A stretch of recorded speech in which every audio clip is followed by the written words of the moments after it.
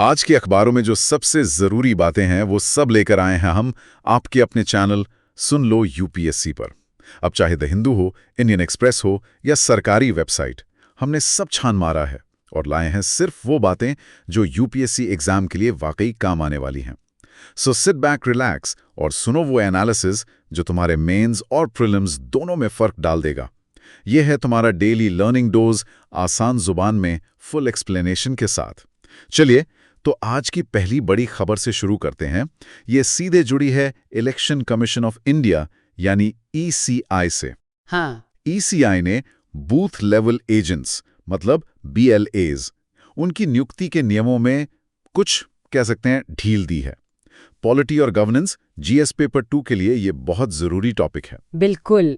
देखिए, पहले का नियम क्या था कि बीएलए सिर्फ उसी पोलिंग बूथ का रजिस्टर्ड वोटर हो सकता है जहां के लिए उसे अपॉइंट किया जा रहा है। अच्छा, मतलब लोकल होना जरूरी था। हाँ बिल्कुल, आप जहां वोट डालते हैं आप वहीं के बीएलए बन सकते थे। पर अब जो नया नियम आया है वो कहता है कि बीएलए उसी असेंबली कॉन्स्टिट्यूएंसी यानी एसी विधानसभा क्षेत्र में कहीं कभी वोटर हो सकता है। ओके। और ये बदलाव आया है special intensive revision of electoral rolls मतलब एसआईआर के दौरान।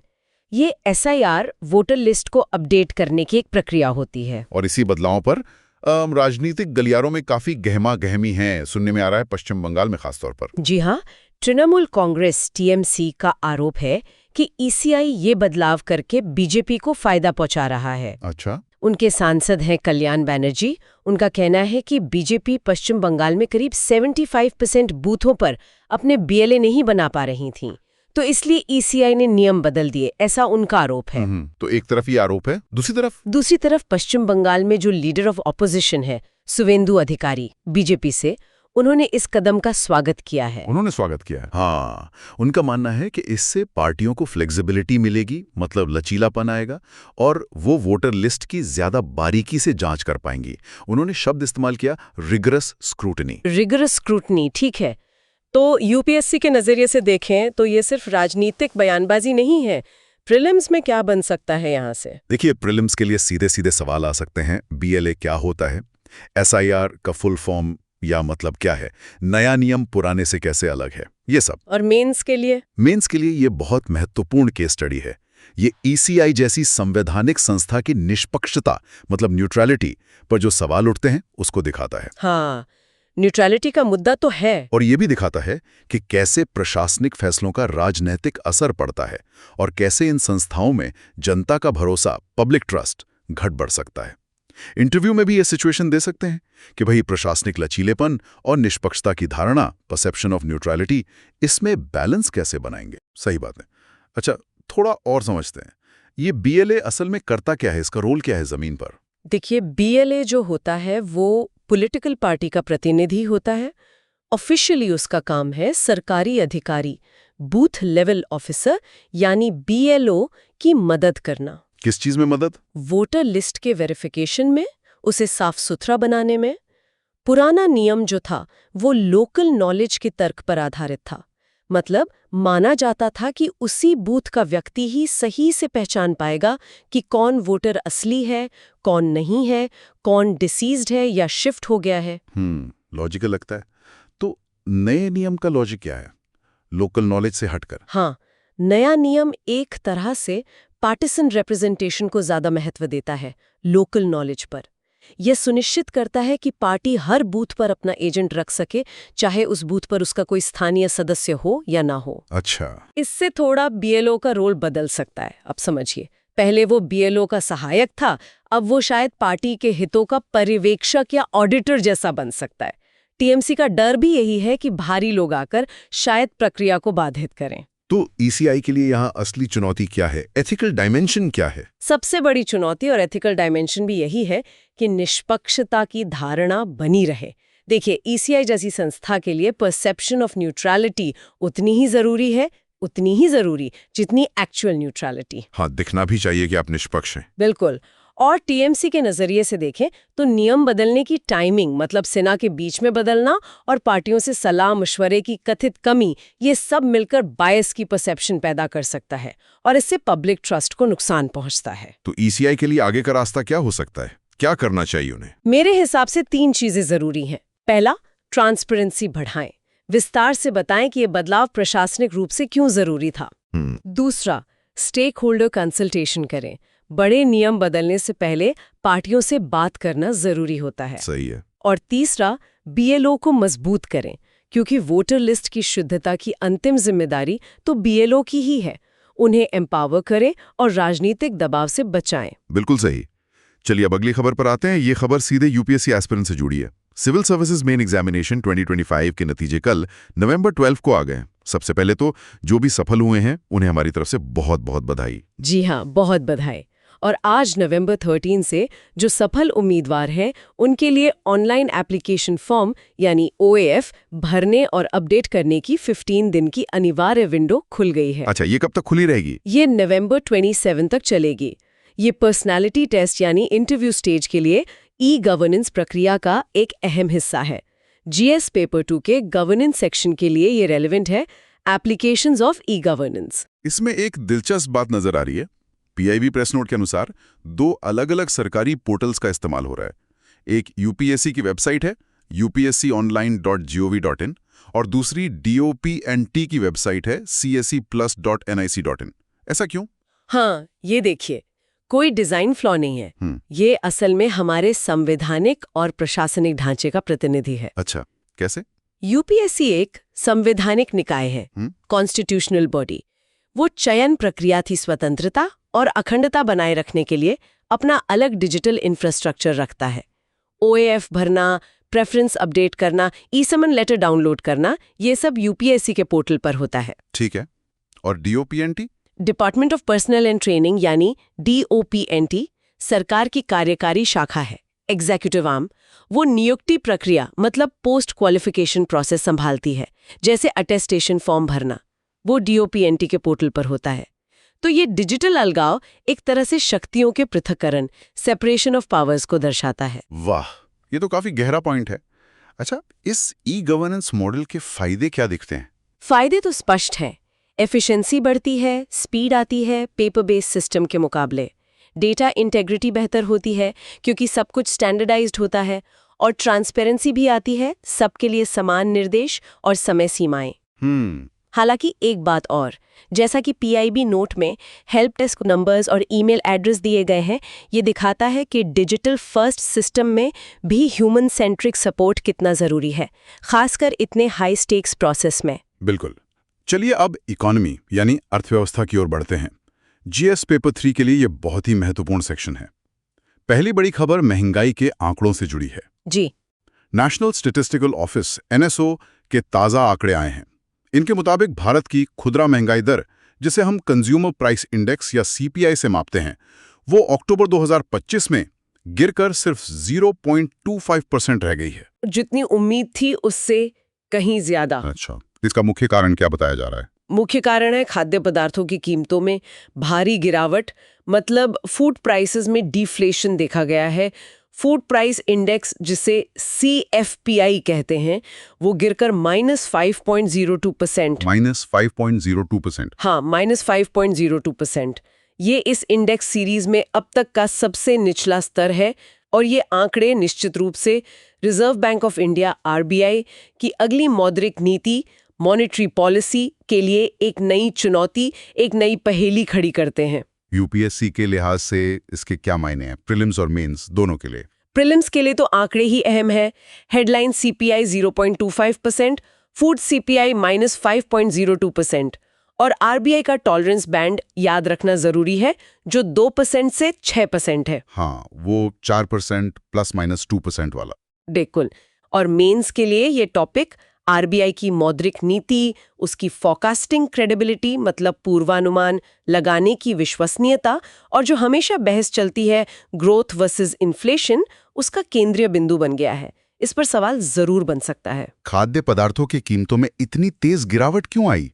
कौन सी चीजें सस्ती हुई? मुख्य रूप से सब्जियां और दालें, खासकर आलू, प्याज, टमाटर और अरहर या तूर दाल, इनकी कीमतों में तेज गिरावट देखी गई है।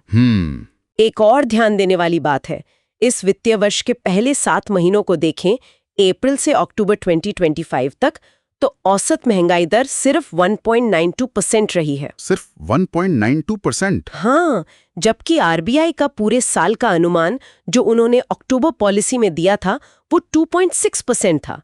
तो असलियत अनुमान से भी काफी नीचे चल रही है। तो इन आंकड़ों का गहरा विश्लेषण क्या कहता है? आरबीआई के लिए इसमें क्या संदेश छिपा है? देखिए, दो बड़े मुद्दे उभर कर आ रहे हैं। पहला, आरबीआई की फोरकास्टिंग में शायद कुछ चूक हुई है।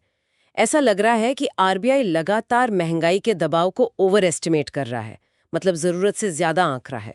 कैसे कह सकते हैं ऐसा? देखिए, उनका सालाना अनुमान फरवरी में 4.2% था, वो घटकर जून में 3.7% हुआ और अक्टूबर में 2.6%। लेकिन असल औसत अभी तक सिर्फ 1.92% है। तो 2.6% का अनुमान भी अब ज्यादा लग रहा है। और ये सिर्फ तकनीकी गलती नहीं है, इसके रियल वर्ल्ड कॉन्सिक्वेंसेस होते हैं। हो सकता है कि इस ओवर एस्टिमेशन के चलते मॉनेटरी पॉलिसी कमेटी एमपीसी ने ब्याज दरें, रेपो रेट जरूरत से ज्यादा समय तक ऊंची रखी हों, जिससे क्रेडिट महंगा हुआ और ग्रोथ धीमी हुई। बिल्कुल, ये एक संभावित नतीजा है। ये तो पहला मुद्दा वो फोरकास्टिंग का। दूसरा मुद्दा क्या है? दूसरा मुद्दा है विकास दर, ग्रोथ पर ध्यान केंद्रित करने की अनिवार्यता। अब देखिए, 0.25% की महंगाई दर के साथ जो इन्फ्लेशन वर्सेस ग्रोथ की बहस है, वो फिलहाल इन्फ्लेशन के पक्ष में तो बिल्कुल नहीं है। हाँ, इन्फ्लेशन तो काबू में लग रही है। काबू से भी नीचे। आरबीआई का जो महंगाई का मैंडेट है 2% से 6% के बीच रखने का, महंगाई उससे काफी नीचे चली गई है। तो अब एमपीसी पर ग्रोथ को समर्थन देने का दबाव जाहिर तौर पर बढ़ेगा। जैसा एक संपादकीय में भी कहा गया है, ब्याज दरें और कम करने की गुंजाइश या space to lower rates further बन गई है। तो दिसंबर की एमपीसी बैठक का फैसला अब किस पर निर्भर करेगा? अब वो इन्फ्लेशन के आंकड़ों पर उतना निर्भर नहीं करेगा जितना आने वाले Q2 के जीडीपी आंकड़ों पर करेगा। अगर जीडीपी के आंकड़े कमजोर रहते हैं तो ये 0.25% के इन्फ्लेशन आरबीआई को रेट कट करने का एक तरह से डिसइन्फ्लेशन डिविडेंड देती है, उसे जस्टिफाई करने का आधार देती है। तो निष्कर्ष ये निकलता है कि आरबीआई को अब ग्रोथ पर फोकस करना चाहिए और शायद अपने फोरकास्टिंग मॉडल्स को भी दोबारा देखना चाहिए। बिल्कुल, तात्कालिक रूप से एमपीसी को ग्रोथ पर ध्यान देना चाहिए और लॉन्ग टर्म में आरबीआई को निश्चित रूप से अपने इन्फ्लेशन फोरकास्टिंग मॉडल्स की समीक्षा करनी होगी, ताकि नॉन मॉनेटरी फैक्टर्स जैसे फूड प्राइसेस, जिनका असर बहुत ज़्यादा होता है, उन्हें बेहतर ढंग से कैप्चर किया जा सके और ग्रोथ को बेवजह नुकसान न हो। सही कहा। इकोनॉमी से ही एक और महत्वपूर्ण खबर आ रही है। यूनियन कैबिनेट ने कल एक नए एक्सपोर्ट प्रमोशन मिशन ईपीएम को मंजूरी दे दी है। जी हाँ, इसका कुल बजट काफी बड़ा है, 25,060 करोड़ रुपए, 25,060 करोड़ रुपए, और ये अगले 6 सालों में खर्च होगा। मतलब फाइनेंशियल ईयर 2025-26 से लेकर 2030-31 तक। जी, और इसके साथ ही एक और कदम उठाया गया है। निर्यातकों माने एक्सपोर्टर्स के लिए 20,000 करोड़ रुपए की अतिरिक्त क्रेडिट सुविधा, एडिशनल क्रेडिट फैसिलिटी को भी एक्सटेंड किया गया है। अच्छा, तो 2 चीजें हुई हैं। यूपीएससी के लिए इसकी रेलेवेंस क्या है? जीएस पेपर 3 इकोनॉमी में कहाँ फिट होता है ये?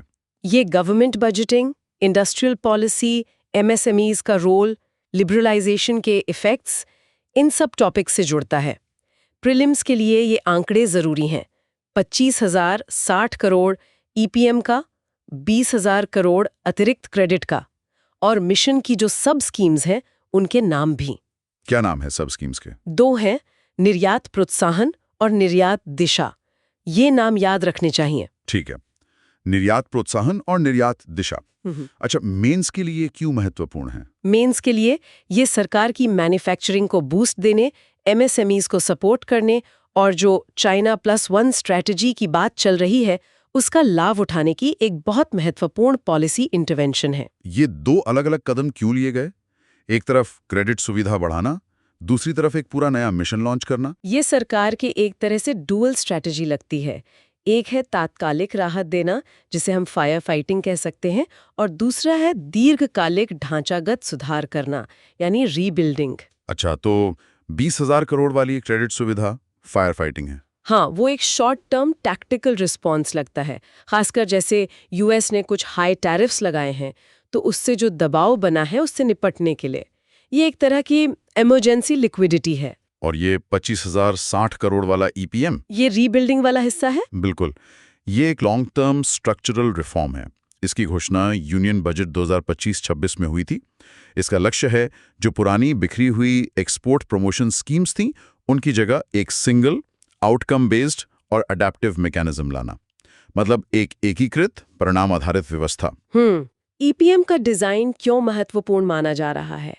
इसकी जो दो उपयोजनाएं हैं, निर्यात प्रोत्साहन और निर्यात दिशा, वो क्या करती हैं? इसका डिजाइन इसलिए महत्वपूर्ण है क्योंकि ये दिखाता है कि सरकारी नीति अब सिर्फ सब्सिडीज देने से हटकर एक्सपोर्टर्स को सक्षम बनाने, माने इनेबलर्स बनाने की तरफ बढ़ रही है। अच्छा, तो निर्यात प्रोत्साहन क्या करेगा? निर्यात प्रोत्साहन फाइनेंशियल सपोर्ट देगा। ये एमएसएमईज के लिए एक्सेस टू फाइनेंस की जो समस्या है उसे हल करने की कोशिश करेगा, जैसे ब्याज में छूट देना, इंटरेस्ट सबवेंशन, एक्सपोर्ट फैक्टरिंग की सुविधा देना, बिना गारंटी के लोन के लिए मदद करना, कोलैटरल गारंटीज, इस तरह की चीजें। ठीक है, ये तो हुआ फाइनेंशियल सपोर्ट। और दूसरी स्कीम निर्यात दिशा, आपने कहा था ये ज्यादा इनोवेटिव है। हाँ, निर्यात दिशा नॉन फाइनेंशियल सपोर्ट पर केंद्रित है और ये ज्यादा इनोवेटिव इसलिए है क्योंकि ये स्ट्रक्चरल कम्पिटिटिवनेस की समस्या को एड्रेस करती है। स्ट्रक्चरल कॉम्पिटिटिवनेस मतलब ये निर्यातकों को मदद करेगी एक्सपोर्ट क्वालिटी और कंप्लायंस सुधारने में, इंटरनेशनल ब्रांडिंग और पैकेजिंग में, लॉजिस्टिक्स और वेयरहाउसिंग में, और ट्रेड इंटेलिजेंस मतलब व्यापार से जुड़ी जानकारी हासिल करने में। इसका मतलब ये हुआ कि सरकार समझ रही है कि भारतीय एमएसएमई सिर्फ सस्ते क्रेडिट की कमी से ही नहीं जूझ रहे, बल्कि वैश्विक स्तर पर कम्पीट करने के लिए जरूरी क्वालिटी, ब्रांडिंग, कंप्लायंस जैसी चीजों में भी पीछे हैं। बिल्कुल सही पकड़ा आपने। चाइना +1 स्ट्रैटेजी में अगर भारत को +1 बनना है तो उसे सिर्फ कॉस्ट पर कम्पीट नहीं करना होगा, बल्कि रिलायबिलिटी और क्वालिटी पर भी करना होगा। निर्यात दिशा इसी कैपेसिटी को बनाने का एक टूल है। तो ये काफी अच्छी पहल लगती है। सफलता किस पर निर्भर करेगी? सफलता निर्भर करेगी इम्प्लीमेंटेशन पर। इन योजनाओं को मैनेज करने के लिए एक डेडिकेटेड डिजिटल प्लेटफॉर्म बनाने की बात कही गई है, जो एक अच्छा कदम है। असली चुनौती होगी निर्यात दिशा का लाभ जिला स्तर के एमएसएमईज और जो पहली बार एक्सपोर्ट कर रहे हैं उन तक पहुंचाना। ये बात तो है। चलिए अब रुक करते हैं इंटरनेशनल रिलेशंस यानी आईआर का। जीएस पेपर 2 के लिए महत्वपूर्ण सेक्शन है। एक खबर बांग्लादेश से आ रही है। वहां की अपदस्थ प्रधानमंत्री शेख हसीना ने दिल्ली में, बताया जा रहा है, एक अज्ञात स्थान से, अनडिस्क्लोज्ड लोकेशन से एक ईमेल इंटरव्यू दिया है। जी हाँ, और इस इंटरव्यू में उन्होंने कहा है कि वो अपने देश तभी लौटेंगी जब वहाँ free, fair and participatory elections होंगे। और उन्होंने ढाका की अंतरिम सरकार पर काफी तीखे हमले किए हैं। बिल्कुल। ढाका में अभी जो अंतरिम सरकार है, जिसके प्रमुख नोबेल पुरस्कार विजेता प्रोफेसर मोहम्मद यूनुस हैं, उन पर शेख हसीना ने भारत के साथ संबंध बिगाड़ने, उग्रवादी ताकतों, एक्सट्रीमिस्ट फोर्सेस को बढ़ावा देने और संविधान को खत्म करने जैसे गंभीर आरोप लगाए हैं। बाप रे, यूपीएससी के लिए ये क्यों महत्वपूर्ण है? देखिए, जीएस पेपर 2 में आईआर का एक महत्वपूर्ण टॉपिक है India and it's neighbourhood. Prelims के लिए नाम याद रख लीजिए, शेख हसीना, प्रोफेसर मोहम्मद यूनुस। मेंस के लिए ये भारत की नेबरहुड फर्स्ट नीति के लिए एक बहुत ही नाजुक स्थिति है, अ क्रिटिकल डेवलपमेंट। नाजुक क्यों? क्योंकि भारत एक तरह से एक अपदस्थ नेता को शरण दिए हुए है, जो पड़ोसी देश की मौजूदा सरकार के खिलाफ सक्रिय रूप से प्रचार कर रही हैं। ये भारत को बहुत ट्रिकी डिप्लोमेटिक पोजीशन में डालता है। इंटरव्यू में भी ये सवाल बन सकता है कि भारत अपने स्ट्रेटेजिक इंटरेस्ट्स और पड़ोसी देश की डेमोक्रेटिक एस्पिरेशंस के बीच संतुलन कैसे बनाए। इस इंटरव्यू के गहरे मायने क्या हैं भारत के लिए? ये सिर्फ एक बयान है या इससे ज्यादा कुछ? ये सिर्फ एक व्यक्तिगत बयान नहीं लगता। ये नई दिल्ली के लिए एक सोचा समझा राजनीतिक संदेश है, जो भारत के स्ट्रेटेजिक चॉइसेस को फ्रेम करने की कोशिश कर रहा है। अच्छा, कैसे? हसीना का संदेश सीधे सीधे भारत के कोर इंटरेस्ट्स को टारगेट करता है। देखिए कैसे। पहला, सिक्योरिटी इंटरेस्ट।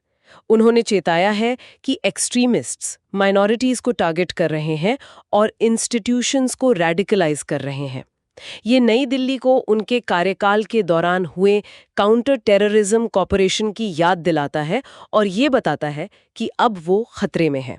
दूसरा, इकोनॉमिक एंड कनेक्टिविटी इंटरेस्ट। उन्होंने ट्रेड एंड ट्रांजिट लिंक्स के इरोजन और इंडिया के खिलाफ हॉस्टाइल रेटोरिक पर चिंता जताई। ये उनके कार्यकाल में हुई कनेक्टिविटी गेन्स जैसे ट्रांजिट राइट्स की याद दिलाता है। और तीसरा स्ट्रेटेजिक इंटरेस्ट। वो खुद को भारत का एकमात्र रिलायबल पार्टनर बता रही हैं और यूनिस सरकार को वेस्टर्न बैक्ड रेडिकल और एंटी इंडिया ताकतों का फ्रंट बता रही हैं। एसेंशली वो कह रही हैं कि भारत के पास चॉइस उनके और एंटी इंडिया ताकतों के बीच है। तो ये भारत के लिए एक मुश्किल स्थिति क्यों है? आपने कहा था डिप्लोमेटिक टाइट रोप। हाँ, ये classic damned if you do damned if you don't वाली स्थिति है। अगर भारत हसीना को होस्ट करता है तो ढाका की मौजूदा सरकार नाराज होती है, जैसा कि उनके फॉर्मल रिजॉन्डर से जाहिर भी हुआ है। हाँ, उन्होंने आपत्ति जताई थी। और अगर भारत उन्हें रोकता है या जाने को कहता है तो वो अपने शायद सबसे भरोसेमंद रीजनल पार्टनर को नाराज करने का जोखिम उठाता है। और अगर भारत उन्हें दिल्ली को पॉलिटिकल कैंपेन बेस की तरह इस्तेमाल करने देता है, जैसा अभी लग रहा है, तो ढाका सरकार के साथ डे टू डे डिप्लोमेसी जैसे water sharing, trade, border management ये सब मुश्किल हो जाता है। तो भारत के लिए आगे का रास्ता क्या है? टाइट रोप पे कैसे चले? भारत को बहुत ही फाइन डिप्लोमेटिक लाइन पे चलना होगा। पहला, publicly engage the incumbent. Professor Yunus की सरकार से ऑफिशियल चैनल्स के जरिए बात करनी होगी, खासकर ट्रांजैक्शनल इश्यूज पे जैसे ट्रेड, सिक्योरिटी, वाटर। दूसरा, privately reassure the ally. Sheikh Hasina के साथ कम्युनिकेशन बनाए रखना होगा, उनके सिक्योरिटी कंसर्न्स और पुरानी पार्टनरशिप को प्राइवेटली एक्नॉलेज करना होगा। ठीक है। और तीसरा, सबसे जरूरी, प्रायोरिटाइज इंडियन इंटरेस्ट्स। दोनों पक्षों को साफ संदेश देना होगा कि भारत का समर्थन उसके कोर इंटरेस्ट्स की सुरक्षा पर निर्भर है। वो कोर इंटरेस्ट्स क्या है? बांग्लादेश में अल्पसंख्यकों की सुरक्षा, ट्रेड और ट्रांजिट एग्रीमेंट्स का जारी रहना और एंटी इंडिया एक्सट्रीमिस्ट ग्रुप्स के लिए जीरो टॉलरेंस। बहुत ही संतुलित रास्ता बताया आपने। चलिए अब पर्यावरण और आपदा प्रबंधन यानी एनवायरनमेंट एंड डिजास्टर मैनेजमेंट पर आते हैं। जीएस पेपर 3 का ये भी एक महत्वपूर्ण हिस्सा है। दिल्ली का एयर क्वालिटी इंडेक्स AQI फिर से सीवियर यानी गंभीर श्रेणी में पहुंच गया है। ऑफिशियल मॉनिटर्स ने 409 दर्ज किया है। फॉर एयर क्वालिटी मैनेजमेंट यानी CAQM ने पूरे नेशनल कैपिटल रीजन NCR में graded response action plan grab का स्टेज 3 लागू कर दिया है। अच्छा, ग्रैप स्टेज 3 लागू हो गया है। इसका मतलब क्या है? क्या पाबंदियां लगेंगी?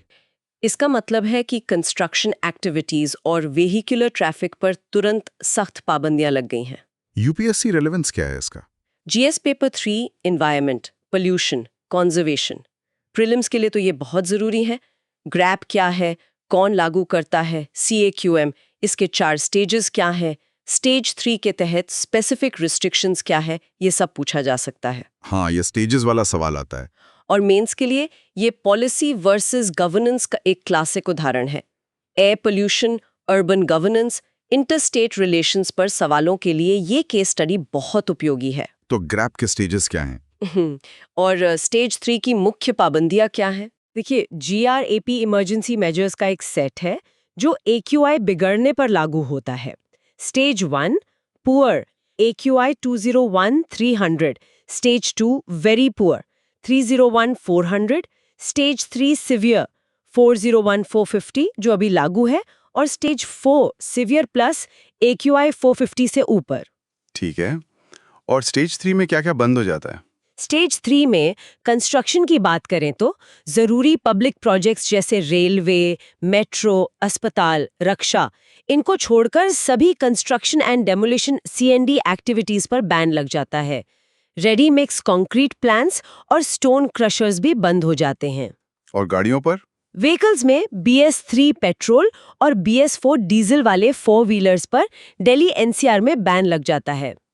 इंडस्ट्रीज का क्या? इंडस्ट्रीज में जो अप्रूव्ड क्लीन फ्यूल्स पे नहीं चल रही हैं, वो बंद कर दी जाती हैं। सोशल मेजर्स में क्लास 5 तक के स्कूल हाइब्रिड मोड मतलब ऑनलाइन में चलेंगे, और बाकी उपाय जैसे मैकेनाइज्ड रोड स्वीपिंग और पानी का छिड़काव तेज कर दिया जाता है। लेकिन ये हर साल GRAP का लागू होना, ये दिखाता क्या है? समस्या कहाँ है? पॉलिसी में या गवर्नेंस में? ये शासन की मतलब गवर्नेंस की एक गहरी विफलता दिखाता है। पहला मुद्दा है पॉलिसी गैप। GRAP एक रिएक्टिव मतलब प्रतिक्रियात्मक और अधूरा समाधान है। ये संकट आने पर लागू होता है, ये लॉन्ग टर्म सोल्यूशन नहीं है। हाँ, ये तो इमरजेंसी मेजर है। बिल्कुल। दिल्ली के प्रदूषण के कारण हमें पता है, मौसम, शांत हवा, कम तापमान, पराली जलाना, स्टबल बर्निंग और लोकल सोर्सेज, गाड़ियां, कंस्ट्रक्शन, कूड़ा जलाना। GRAP स्टेज 3 सिर्फ लोकल सोर्सेज यानी व्हीकल्स और कंस्ट्रक्शन को एड्रेस करता है। मौसम या स्टबल बर्निंग का ये कुछ नहीं करता। ये सिर्फ दर्द निवारक गोली है, इलाज नहीं। और दूसरा पहलू, आपने गवर्नेंस गैप की बात की। हाँ, दूसरा पहलू है governance gap, failure of enforcement. मतलब ये जो सीमित उपाय है भी, वो भी स्टेट कैपेसिटी और एनफोर्समेंट की कमी के कारण फेल हो रहे हैं। ग्राउंड रिपोर्ट्स बताती हैं कि नियम तोड़े जा रहे हैं, गुरुग्राम में, दिल्ली में वायलेशंस हो रहे हैं और एनफोर्समेंट बहुत लिमिटेड है। तो मतलब नियम है पर लागू नहीं हो पा रहे। बिल्कुल, ये दिखाता है कि कमी शायद पॉलिसी में उतनी नहीं है जितनी गवर्नेंस में है। नियमों को जमीन पर लागू करने की अक्षमता या इच्छा शक्ति की कमी। तो वे फॉरवर्ड क्या है? ग्रैप से आगे क्या सोचना होगा? लॉन्ग टर्म सोल्यूशन ग्रैप से आगे है। हमें एक परमानेंट 365 डे काम करने वाली कमीशन या अथॉरिटी चाहिए, जिसके पास पॉलिटिकल और फाइनेंशियल अथॉरिटी दोनों हो। और वो क्या करें? पहला, सभी सोर्सेज के लिए सॉल्यूशंस लागू करें, जैसे स्टबल बर्निंग के वायबल ऑल्टरनेटिव्स देना, बायोडिकम्पोजर्स, XC2 मैनेजमेंट। दूसरा, इंटरस्टेट ट्रांसपोर्ट को टैकल करें, पूरे NCR में यूनिफॉर्म क्लीन फ्यूल स्टैंडर्ड्स हो, पुराने कमर्शियल व्हीकल्स को फेज आउट किया जाए। और तीसरा, एनफोर्समेंट कैपेसिटी बनाए, टेक्नोलॉजी का इस्तेमाल करें, सैटेलाइट मॉनिटरिंग, CND साइट वेबकैम्स और भारी फाइन्स लगाएं। ये ठोस कदम लगते हैं। चलिए, पर्यावरण से ही जुड़ी एक और बहुत चिंताजनक खबर पर आते हैं। भारत की सड़क सुरक्षा व्यवस्था पर एक विश्लेषण सामने आया है। जी। Ministry of road transport and highways MoRTH के 2030 के आंकड़ों पर आधारित ये एनालिसिस बताता है कि पिछले साल लगभग 1,73,000 लोगों की जान सड़क हादसों में गई। ये आंकड़ा बहुत बड़ा है। हाँ, ये वाकई बहुत चिंताजनक है। और सबसे खतरनाक ट्रेंड ये है कि हमारा सिस्टम अपने सबसे वल्नरेबल यूजर्स को बचाने में नाकाम रहा है। टू व्हीलर राइडर्स यानी दो पहिया वाहन चालक अब कुल मौतों का 45% हिस्सा है। 45%? ये 2014 में कितना था? 2014 में 30% था। मतलब काफी बढ़ा है। औसतन हर घंटे 9 बाइक राइडर्स की मौत होती है भारत में। सोचिए, हर घंटे 9 मौतें सिर्फ बाइक राइडर्स की। ये तो भयानक है। यूपीएससी रेलेवेंस क्या है इस टॉपिक का? ये तो कई पेपर से जुड़ता होगा। बिल्कुल। GS पेपर 3 में disaster management, man made disasters और economy, infrastructure, gig economy. GS paper 2 में social justice, health, vulnerable sections. और GS पेपर 4 एथिक्स में केस स्टडीज के लिए भी ये बहुत रेलेवेंट है। मेंस के लिए कैसा टॉपिक है? मेंस के लिए ये परफेक्ट एक्सप्लेनर टॉपिक है। ये सिर्फ आंकड़ों की बात नहीं करता, ये सिस्टेमिक क्रिटिक देता है कि हादसे क्यों हो रहे हैं। इसमें urban planning, economic policy, regulatory failure सब शामिल हैं। ये बताता है कि ये सिर्फ एक्सीडेंट्स नहीं, ये सिस्टेमिक फेलियर है। सिस्टेमिक फेलियर क्यों कहा जा रहा है? कुछ खास कारण? हाँ, क्योंकि एनालिसिस दिखाता है कि जो सेफर कैटेगरीज हैं, जैसे कार्स, बसेस, ट्रक्स, उनमें मौतें घटी हैं या स्थिर हैं, जबकि वल्नरेबल यूजर्स जैसे टू व्हीलर्स और पेडेस्ट्रियंस, पैदल यात्री, उनकी मौतें आसमान छू रही हैं। पेडेस्ट्रियन मौतें तो पिछले दशक में लगभग तिगुनी हो गई हैं। ओहो, और हेलमेट का क्या रोल है? ये आंकड़ा चौंकाने वाला है। मरने वाले लगभग 75,000 टू व्हीलर राइडर्स में से 73% ने हेलमेट नहीं पहना था। 73%। बाप रे। और मरने वालों का प्रोफाइल क्या है? कौन लोग ज्यादा शिकार हो रहे हैं? आंकड़ों के अनुसार 66.4% पीड़ित 18-45 के वर्किंग एज ग्रुप के थे और 85% पुरुष थे। और लोकेशन की बात करें तो 69% मौतें ग्रामीण भारत में हुई। तो मेंस एनालिसिस के हिसाब से ये सिस्टेमिक फेलियर कैसे है? इसके अलग-अलग पहलू क्या हैं? देखिए, फेलियर मल्टी डोमेन है। पहला, urban planning and transport failure. Two wheeler संकट का सीधा संबंध इनएडिक्वेट पब्लिक ट्रांसपोर्ट ऑप्शन से है। सुरक्षित और सुलभ पब्लिक ट्रांसपोर्ट की कमी, खासकर ग्रामीण और अर्ध शहरी इलाकों में, लाखों लोगों को टू व्हीलर्स जैसे रिस्की मोड्स पर निर्भर रहने को मजबूर करती है। हाँ, ये बात तो है। पब्लिक ट्रांसपोर्ट बेहतर हो तो लोग बाइक क्यों चलाएंगे? दूसरा, इकोनॉमिक पॉलिसी फेलियर, खासकर द गिग इकोनॉमी। ये एक नया फैक्टर है। जो ऑनलाइन फूड और ग्रोसरी डिलीवरी इंडस्ट्री तेजी से बढ़ी है। हाँ, आजकल हर जगह दिखते हैं डिलीवरी वाले। उनके जो अनरियलिस्टिक टाइम टारगेट्स होते हैं, जैसे 30 मिनट में डिलीवरी, वो गिग वर्कर्स को हाई रिस्क बिहेवियर अपनाने पर मजबूर करते हैं। स्पीडिंग करना, शॉर्टकट्स लेना, नियम तोड़ना। ये एक ऐसा इकोनॉमिक मॉडल है जिसकी एक घातक नेगेटिव एक्सटर्नैलिटी है। ये एंगल तो सोचा ही नहीं था। तीसरा, रेगुलेटरी एंड एनफोर्समेंट फेलियर। हमारा लाइसेंसिंग सिस्टम असल में कॉम्पिटेंस का टेस्ट नहीं है, बस एक प्रोसीजरल फॉर्मेलिटी बन गया है। ज्यादातर राइडर्स के पास फॉर्मल ट्रेनिंग नहीं होती, और हेलमेट कानून का एनफोर्समेंट तो पूरी तरह फेल है, जैसा 73% हेलमेटलेस डेथ्स का आंकड़ा दिखाता है। चौथा, engineering failure, roads and vehicles. हमारी सड़कें अक्सर स्पीड के लिए बनी होती हैं, सेफ्टी के लिए नहीं। कहा गया है कि wide, smooth, straight roads encourage speeding, जबकि इफेक्टिव डिजाइन में narrower lanes, textured surfaces, speed humps होने चाहिए। और टू व्हीलर्स खुद भी इनहेरेंटली हाई रिस्क होते हैं। हेलमेट भी फेटल इंजरी रिस्क को सिर्फ 30-40% ही कम करता है। और पांचवां, emergency care failure, the golden hour.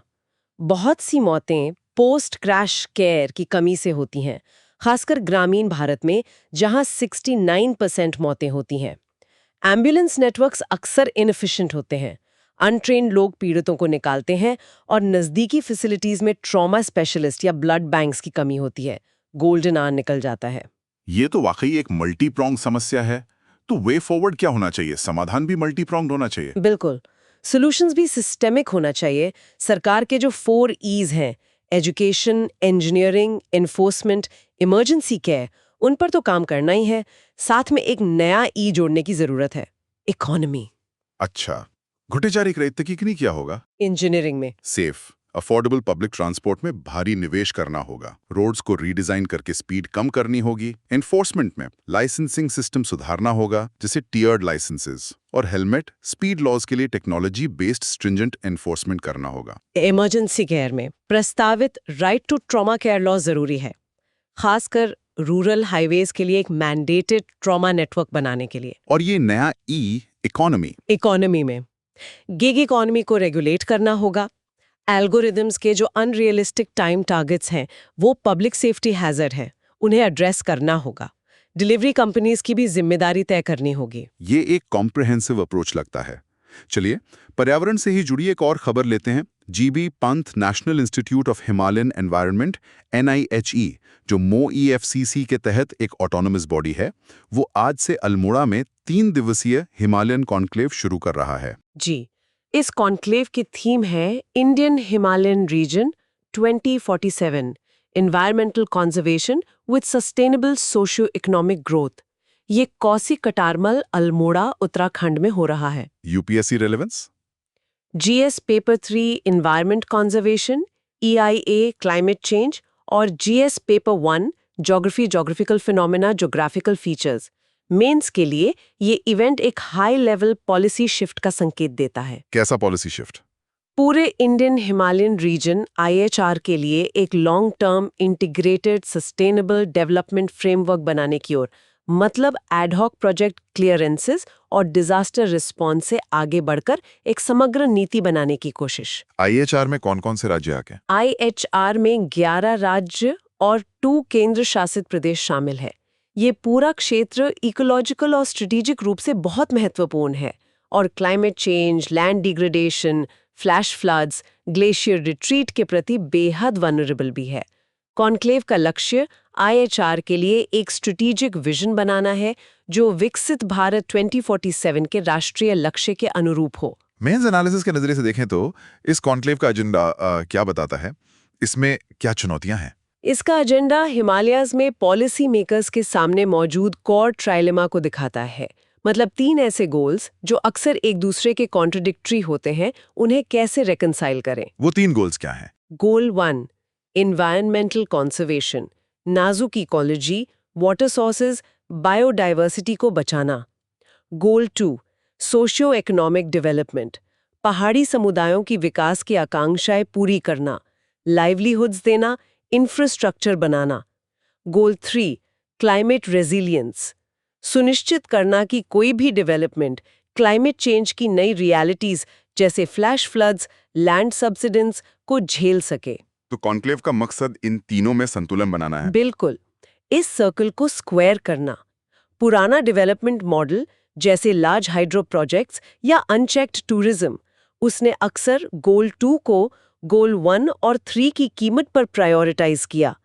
इस नए विकसित भारत 2047 रोड मैप का उद्देश्य एक नया पैराडाइम ढूंढना है, जैसे ग्रीन एंटरप्रेन्योरशिप या इकोसिस्टम बेस्ड क्लाइमेट स्ट्रैटेजीज, जो एनवायरमेंटली सस्टेनेबल और क्लाइमेट रेजिलिएंट डेवलपमेंट को संभव बनाए। कंक्लूजन क्या निकल सकता है इस कॉन्क्लेव से? की आउटकम एक अपडेटेड हिमालयन एक्शन प्लान होना चाहिए, लेकिन यह सिर्फ एक साइंटिफिक डॉक्यूमेंट ना हो, बल्कि एक गवर्नेंस फ्रेमवर्क हो। इसमें सस्टेनेबल लैंड यूज प्रैक्टिसेस लागू करने और फ्रैजाइल जोन्स में हाई इम्पैक्ट अनसस्टेनेबल प्रोजेक्ट्स रोकने की पॉलिटिकल बैकिंग होनी चाहिए। हिमालयाज में विकसित भारत की सफलता सिर्फ कंस्ट्रक्शन वॉल्यूम से नहीं, बल्कि इकोसिस्टम्स की रेजिलियंस और लोकल लाइवलीहुड्स की सस्टेनेबिलिटी से मापी जानी चाहिए। बिल्कुल सही। अब आते हैं साइंस एंड टेक्नोलॉजी पर। जीएस पेपर 3 का ये भी एक अहम हिस्सा है। Central board of secondary education CBSE ने एक नया ड्राफ्ट करिकुलम फ्रेमवर्क तैयार किया है। जी, इसमें कंप्यूटेशनल थिंकिंग और foundational artificial intelligence AI concepts को सभी स्कूली विषयों में इंटीग्रेट करने का प्रस्ताव है, और ये क्लास 3 से ही शुरू करने की बात है। हाँ, ये नेशनल एजुकेशन पॉलिसी NEP 2020 के अनुरूप है। इसका लक्ष्य इन स्किल्स को बहुत छोटी उम्र से ही बच्चों में डालना है। यूपीएससी का एलिमेंट क्या है इसका? GS paper 2 social issues education और GS paper 3 S&T awareness in IT computers AI। मेंस के लिए ये एक विजनरी NEP अलाइंड रिफॉर्म है। Education reform, human resource development, digital age में पॉलिसी इम्प्लीमेंटेशन की चुनौतियों पर सवालों के लिए ये परफेक्ट एग्जाम्पल है। ऐसे में भी इस्तेमाल हो सकता है। ये इंटीग्रेशन कैसे होगा? क्या कोई फेज्ड अप्रोच है? हाँ, ड्राफ्ट में एक फेज्ड प्रोग्रेसिव इंटीग्रेशन का प्रस्ताव है। क्लासेस 3-5 फाउंडेशनल, कंप्यूटेशनल थिंकिंग जैसे logic, pattern recognition, problem solving को सभी विषयों में, यहाँ तक कि लैंग्वेजेस और एनवायरमेंटल स्टडीज EVS में भी एम्बेड करना। क्लासेस 6-8 प्रेपरेटरी, यही एम्बेडेड अप्रोच जारी रखते हुए फाउंडेशनल AI कॉन्सेप्ट्स इंट्रोड्यूस करना। Classes 9-10 secondary, advance computational thinking और इंटरमीडिएट AI कंपल्सरी सब्जेक्ट्स बनेंगे। Classes 11-12 senior secondary, core AI और machine learning concepts elective subjects के तौर पर ऑफर किए जाएंगे। ये तो काफी बड़ा बदलाव है, पारंपरिक कंप्यूटर क्लास से बहुत अलग। बिल्कुल, ये गहरा पेडागॉजिकल शिफ्ट है। ये सिर्फ कंप्यूटर्स के बारे में सीखना जैसे MS ऑफिस यूज करना नहीं है।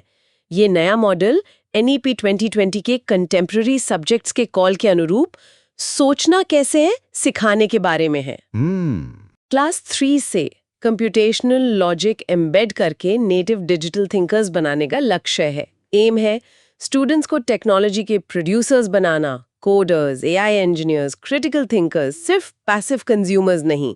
Promote analytical and digital literacy skills from the ground up. Vision तो बहुत एम्बिशियस है, लेकिन इम्प्लीमेंटेशन में क्या चुनौतियां हैं? जमीन पर उतारना कितना मुश्किल होगा? विजन एम्बिशियस है, पर इम्प्लीमेंटेशन ही असली चैलेंज है। 2 फैक्टर्स पे सब कुछ टिका है। पहला, टीचर ट्रेनिंग। लाखों मौजूदा टीचर्स हैं जिनमें से कई डिजिटली नेटिव नहीं है।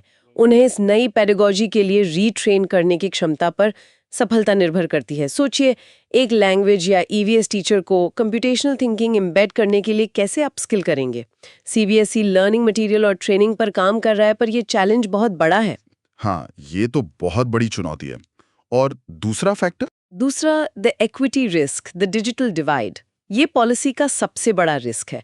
अगर ये करिकुलम बिना बड़े सरकारी निवेश के लागू होता है, खासकर पब्लिक और रूरल स्कूल्स में डिजिटल इंफ्रा और टीचर ट्रेनिंग के लिए, तो ये डिजिटल डिवाइड को बहुत ज्यादा बढ़ा देगा। कैसे? ये एक छोटी urban private school educated AI literate elite बना सकता है, जबकि सरकारी स्कूलों के ज्यादातर बच्चे और पीछे छूट जाएंगे। इससे एक नई सोशियो इकोनॉमिक इनइक्वालिटी पैदा हो सकती है। ये तो गंभीर चिंता है। तो वे फॉरवर्ड क्या है, क्या करना चाहिए? देखिए, CBSE का ड्राफ्ट जरूरी है और फॉरवर्ड लुकिंग है। पर इसे एम्पावरमेंट का इंजन बनाने के लिए इसे जोड़ना होगा।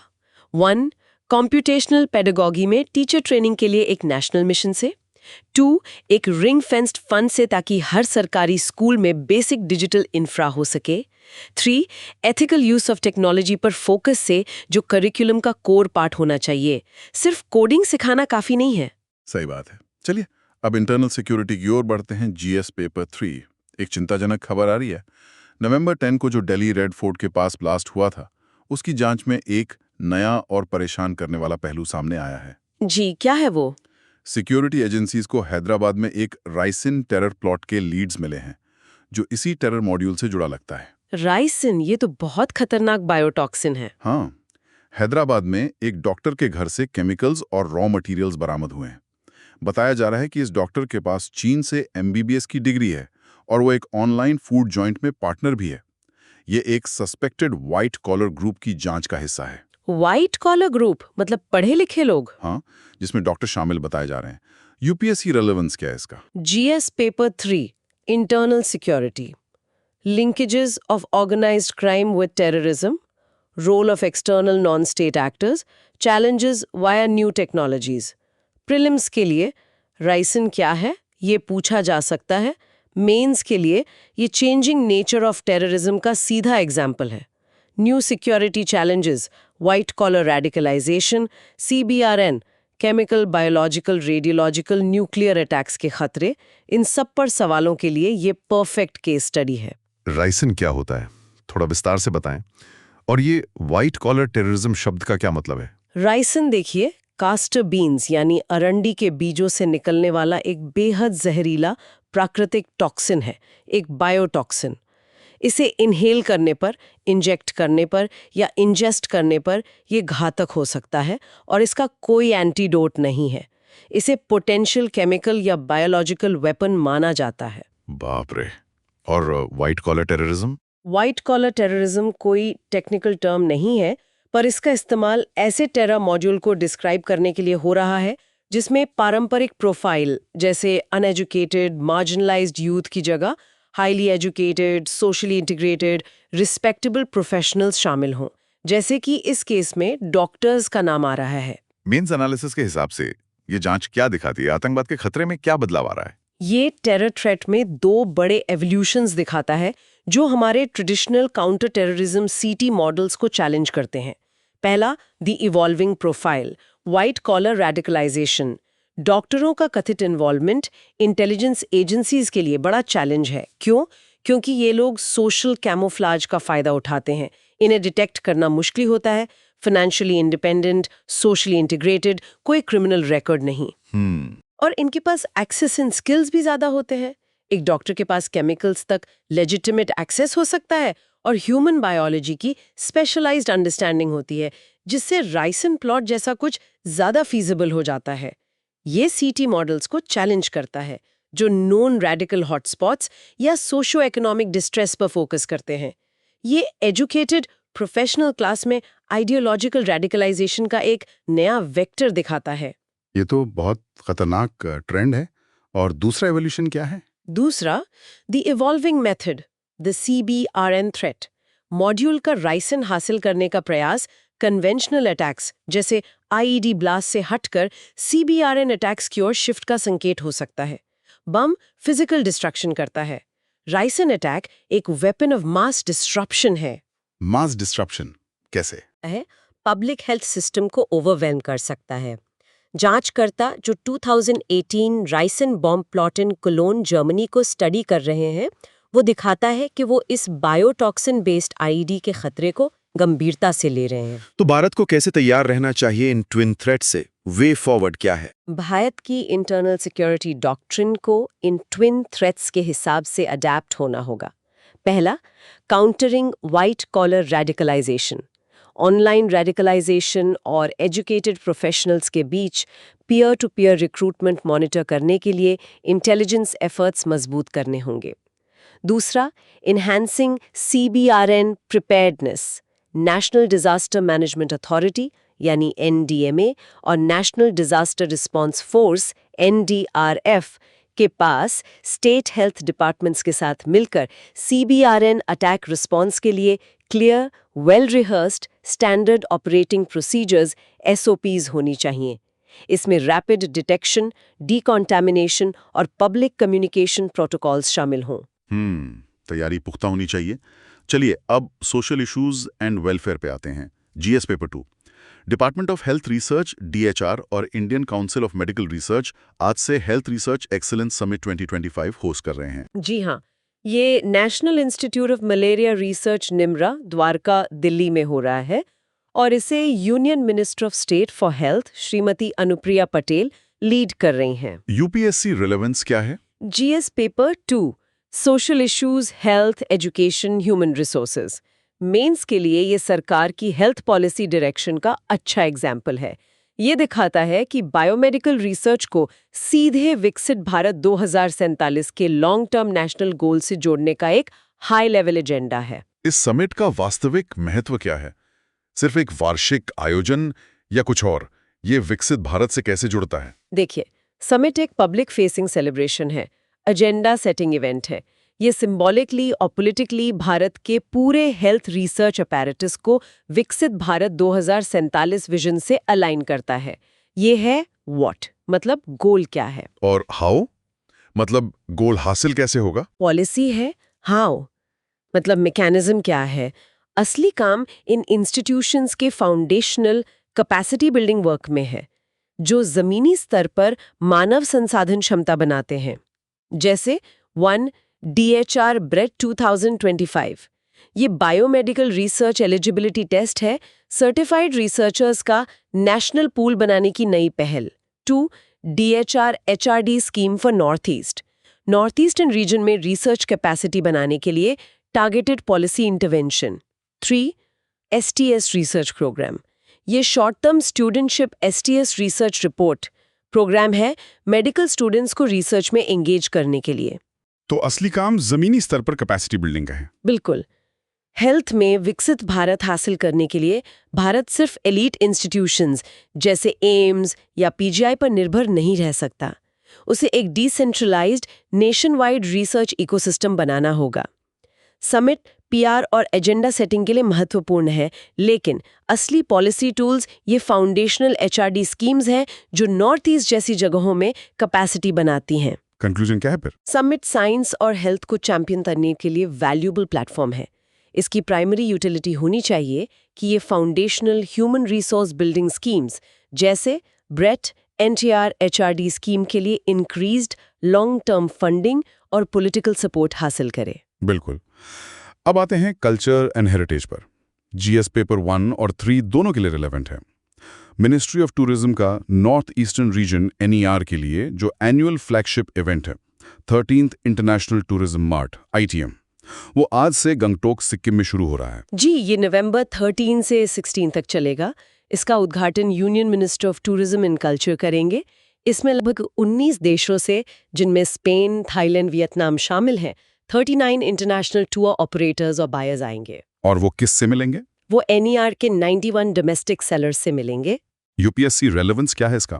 ये कई पेपर्स से जुड़ता है। GS paper 1 culture, diversity of India, GS paper 3 economy, tourism, infrastructure, NER development और GS paper 2 IR India and neighbourhood act east policy. Prelims के लिए क्या जरूरी है? प्रीलिम्स के लिए ITM क्या है, 13वां एडिशन कहाँ हो रहा है, गैंगटॉक सिक्किम, और एक टर्म है अष्टालक्ष्मी, ये क्या है, ये पूछा जा सकता है। हाँ, ये अष्टलक्ष्मी क्या है? ये भारत सरकार द्वारा नॉर्थ ईस्टर्न रीजन के 8 राज्यों के लिए इस्तेमाल किया जाने वाला टर्म है। ये रीजन को धन की देवी लक्ष्मी के 8 रूप के रूप में फ्रेम करता है ताकि इसकी इमेंस अनटैप्ड पोटेंशियल को हाईलाइट किया जा सके। अच्छा, और मेंस के लिए ITM क्यों जरूरी है? मेंस के लिए ये सिर्फ एक टूरिज्म फेयर से ज्यादा है। ये 1 एक्ट ईस्ट पॉलिसी के economic dimension, 2 sustainable tourism models और 3 NER के इकोनॉमिक डेवलपमेंट पर सवालों के लिए परफेक्ट एग्जाम्पल है। ये सिर्फ टूरिज्म फेयर से ज्यादा कैसे है? इसकी स्ट्रेटेजिक अहमियत क्या है? बिल्कुल, ये इकोनॉमिक पॉलिसी, ब्रांडिंग और रीजनल डिप्लोमेसी का एक मल्टी फैसेटेड टूल है। 2 बातें खास हैं। पहला, strategic branding, the Sikkim model. Gangtok को होस्ट सिटी चुनना एक डेलिब्रेट पॉलिसी स्टेटमेंट है। PIB रिलीज में भी कहा गया है, hosting the event in Gangtok hold special significance. क्यों? सिक्किम में क्या खास है? सिक्किम ने सस्टेनेबल एंड रिस्पॉन्सिबल टूरिज्म के मॉडल के रूप में अपनी पहचान बनाई है। वहाँ के pristine landscapes, organic farming, spiritual heritage, vibrant local culture. ITM को यहाँ होस्ट करके सरकार एक तरह से पूरे NER की टूरिज्म पोटेंशियल को सिक्किम मॉडल टेम्पलेट का इस्तेमाल करके ब्रांड कर रही है। ये हाई वॉल्यूम लो वैल्यू मास टूरिज्म से हटकर एक स्मार्ट मूव है। इंटरेस्टिंग। और दूसरा पहलू? दूसरा, economic statecraft, a lever for act east. ये इंडिया की एक्ट ईस्ट पॉलिसी का की इकोनॉमिक कंपोनेंट है। कैसे? देखिए, ये एक सेंसिटिव बॉर्डर रीजन है। यहाँ इकोनॉमिक डेवलपमेंट और लोकल लाइवलीहुड्स को बढ़ावा देना शांति और स्थिरता सुनिश्चित करने का सबसे प्रभावी तरीका है। हाँ, आर्थिक विकास से स्थिरता आती है। बिल्कुल। और इसमें थाईलैंड और वियतनाम जैसे आसियान देशों से बायर्स को शामिल करना एक स्ट्रेटेजिक मूव है। ये NER को आसियान पड़ोसियों से इकोनॉमिकली इंटीग्रेट करने की कोशिश है। इसे लैंडलॉक्ड पेरिफेरी से साउथ ईस्ट एशिया का ब्रिज बनाने की कोशिश है। साथ ही ये भारत के ग्लोबल टूरिज्म सर्किट को गोल्डन ट्रायंगल से आगे डाइवर्सिफाई करने में भी मदद करता है। इको टूरिज्म, एडवेंचर, वेलनेस जैसे हाई वैल्यू नीश मार्केट्स को टैप करता है। तो कंक्लूजन क्या है? 13th ITM NER की इकोनॉमिक पोटेंशियल को रियलाइज करने में एक पॉजिटिव स्टेप है। की चैलेंज होगा सिक्किम मॉडल को बाकी 7 अष्टलक्ष्मी राज्यों में रेप्लिकेट करना। इसके लिए high quality low impact infrastructure बनाने, होम स्टेज को प्रमोट करने और टूरिज्म के इकोनॉमिक बेनिफिट्स लोकल कम्युनिटीज तक पहुंचाने पर स्ट्रॉन्ग फोकस की जरूरत होगी। बिल्कुल। चलिए अब जल्दी से आज के प्रीलिम्स फैक्ट्स का एक क्विक रिवीजन कर लेते हैं, जो फटाफट याद रखने वाली चीजें हैं। हाँ जरूर। तो आज के मुख्य प्रीलिम्स फैक्ट्स: अक्टूबर 2025 inflation, headline CPI 0.25%, food CPI -5.02%, grab stage 3 Delhi NCR में लागू, AQI 401 से 450, BS3 पेट्रोल और BS4 diesel 4 wheelers ban, road deaths 2023 लगभग 1,73,000 मौतें। इनमें 45% टू व्हीलर राइडर्स थे, मरने वाले 73% बाइकर्स ने हेलमेट नहीं पहना था और 69% मौतें ग्रामीण भारत में हुईं। ये आंकड़े बहुत जरूरी हैं। और एक्सपोर्ट प्रमोशन मिशन EPM 6 साल का मिशन, कुल 25,060 करोड़ का आउटले। इसकी 2 सब स्कीम्स, निर्यात प्रोत्साहन जो फाइनेंस से जुड़ा है और निर्यात दिशा जो नॉन फाइनेंशियल सपोर्ट देता है। CBSE AI ड्राफ्ट क्लास 3 से ही सभी विषयों में कंप्यूटेशनल थिंकिंग को इंटीग्रेट करने का प्रस्ताव।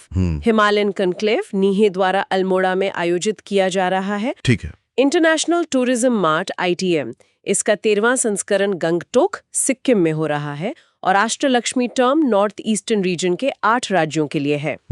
BLA रूल चेंज, अब BLA उसी असेंबली कॉन्स्टिट्यूएंसी में कहीं से भी इलेक्टर हो सकता है, जरूरी नहीं कि उसी बूथ का हो। रिसिन, ये एक जहरीला बायोटॉक्सिन है जिसका जिक्र हैदराबाद टेरर प्रोब में आया है। ओके, ये थे प्रीलिम्स फैक्ट्स। अब आज के मेंस प्रैक्टिस क्वेश्चन पर एक नजर डाल लेते हैं मॉडल उत्तर की रूपरेखा के साथ। हाँ, आज का सवाल GS3 से है सड़क सुरक्षा पर। भारत के घातक सड़क सुरक्षा संकट में प्रणालीगत विफलताओं, शहरी नियोजन, रेगुलेटरी अंतराल, आर्थिक दबाव का विश्लेषण करें, विशेष रूप से दुपहिया वाहन चालकों और गिग श्रमिकों के संदर्भ में समग्र समाधान सुझाएं। इसका आंसर स्ट्रक्चर कैसा होना चाहिए? देखिए, इंट्रो में आप इसे सिस्टेमिक फेलियर के रूप में फ्रेम कर सकते हैं और की डेटा जैसे 45% मौतें टू व्हीलर्स की दे सकते हैं। बॉडी में जो हमने मल्टी डोमेन फेलियर्स डिस्कस किए थे, planning, transport, gig economy, regulation, enforcement, engineering, emergency care, उन्हें विस्तार से बताएं, खासकर टू व्हीलर राइडर्स और गिग वर्कर्स पर फोकस करते हुए। कंक्लूजन में एक होलिस्टिक सॉल्यूशन सुझाएं जिसमें 4 E's एजुकेशन, इंजीनियरिंग, एनफोर्समेंट और इमरजेंसी केयर के साथ साथ नए E यानी इकोनॉमी, रेगुलेटिंग गिग इकोनॉमी को भी शामिल करें। एक बैलेंस्ड और फॉरवर्ड लुकिंग अप्रोच दिखाएं। बहुत बढ़िया स्ट्रक्चर है। चलिए, अब समय है आज के क्विज का। 5 सवाल पूछूंगा, देखें आपको कितना याद रहा। तैयार है? जी, बिल्कुल तैयार। Q1, अक्टूबर 2025 के आंकड़ों के अनुसार retail food inflation CPI food कितनी दर्ज की गई? A 2.6%, B 0.25%, C -2.33%, D -5.02%. Food inflation ये माइनस में थी। सही जवाब है डी -5.02%। बिल्कुल से। Q2 कैबिनेट के नए एक्सपोर्ट प्रमोशन मिशन EPM में निर्यात दिशा सब स्कीम का मुख्य फोकस क्या है? A MSMEs के लिए ब्याज छूट गारंटी, B US जाने वाले एक्सपोर्टर्स के लिए अतिरिक्त credit, C quality compliance support और इंटरनेशनल ब्रांडिंग जैसे non financial enablers, D e-commerce exporters के लिए ट्रांसपोर्ट रिइंबर्समेंट। निर्यात दिशा ये नॉन फाइनेंशियल वाला था, तो जवाब है सी। एकदम करेक्ट। Q3 दिल्ली NCR में लागू ग्राप स्टेज 3 के तहत किन व्हीकल कैटेगरीज पर प्रतिबंध लगाया गया है? A सभी BS6 डीजल वाहन, B सभी नॉन CNG कमर्शियल वाहन, C BS3 पेट्रोल और BS4 डीजल 4 व्हीलर्स, D सभी 2 व्हीलर्स और 3 व्हीलर्स। ग्रैप स्टेज 3 इसमें था BS3 पेट्रोल और BS4 डीजल 4 व्हीलर्स, तो सी सही है। शानदार। Q4 2023 सड़क मृत्यु दर के विश्लेषण में पाया गया कि 2 व्हीलर राइडर्स कुल मौतों का कितना प्रतिशत थे? A 22%, B 30%, C 45%, D 69%। ये आंकड़ा काफी बड़ा था। 2014 में 30% था, 2023 में 45% हो गया, तो सही जवाब C 45%। बिल्कुल सही। आखिरी सवाल Q5 13th international tourism mart ITM 2025 किस क्षेत्र के पर्यटन को बढ़ावा देने के लिए गंगटोक सिक्किम में आयोजित किया जा रहा है? A golden triangle, B Buddhist circuit, C Ashtalakshmi north eastern region, D Himalayan states IHR। ITM तो नॉर्थ ईस्ट के लिए है, जिसे अष्टलक्ष्मी भी कहते हैं, तो जवाब है सी। सुन लो UPSC पर हमने polity, economy, IR, environment, SNT, security, social issues, culture को कवर किया। साथ ही प्रीलिम्स फैक्ट्स, मेंस क्वेश्चंस और क्विज भी देखा। की टेकअवेज आज ECI के BLA रूल चेंज कंट्रोवर्सी, गिरती इन्फ्लेशन और RBI के सामने चुनौती, export promotion mission, road safety संकट के सिस्टेमिक फेलियर्स, CBSE का AI करिकुलम प्लान और शेख हसीना के दिल्ली इंटरव्यू पर जरूर ध्यान दें। ये आज के सबसे महत्वपूर्ण मुद्दे रहे। याद रखो, आज की मेहनत कल की कहानी बदल देगी। अगर ये सेशन अच्छा लगा तो लाइक, शेयर और कमेंट जरूर करो और सब्सक्राइब करो सुन लो UPSC को। 299 रुपीज मेंबरशिप ज्वाइन करके एक्सक्लूसिव कंटेंट का एक्सेस लो। मिलते हैं कल इसी समय इसी जगह। पढ़ते रहो, बढ़ते रहो। जय हिंद। दिशा निर्देश नवाचार को बढ़ावा देने के साथ जोखिमों को नियंत्रित करने के लिए भारत के DPI केंद्रित संतुलित दृष्टिकोण को दर्शाते हैं। लद्दाख LAC पर सेना की लगातार छठी शीतकालीन तैनाती, डिसंगेजमेंट के बावजूद डी-एस्केलेशन न होने और सीमा पर नए सामान्य को स्थापित करती है। याद रखना, आज की मेहनत कल की कहानी बदल देगी। अगर ये सेशन अच्छा लगा तो लाइक, शेयर और कमेंट जरूर करो और सब्सक्राइब करो सुन लो UPSC को। 299 रुपीज मेंबरशिप ज्वाइन करके एक्सक्लूसिव कंटेंट का एक्सेस लो।